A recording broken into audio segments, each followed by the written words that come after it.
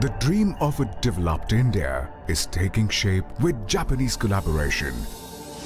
India's first high-speed rail that will connect Mumbai to Ahmedabad. Honorable Prime Minister Narendra Modi's dream project commences today.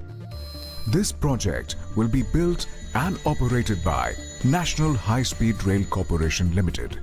The first step of the project would be construction of a training institute in Vadodara, where more than 4,000 officials will be trained on the new technology. Then across rivers, roads and rail lines, bridges would be constructed.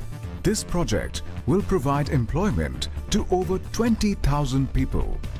Oceans, mountains, cities. This rail track will cross all hurdles and surge ahead, boosting development and economic activity for more than 50 million citizens.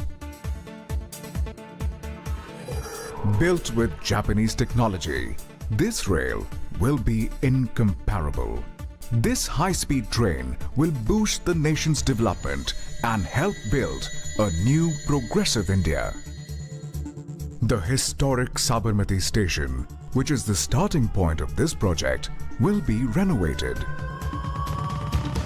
This train that runs at 320 km per hour will be tested according to international norms.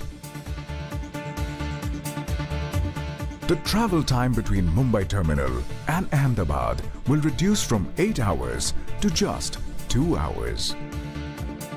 150 million passengers will benefit yearly, and India will join the elite list of nations successfully using high-speed rail. Thereby, this glorious journey from promise to prosperity will be completed.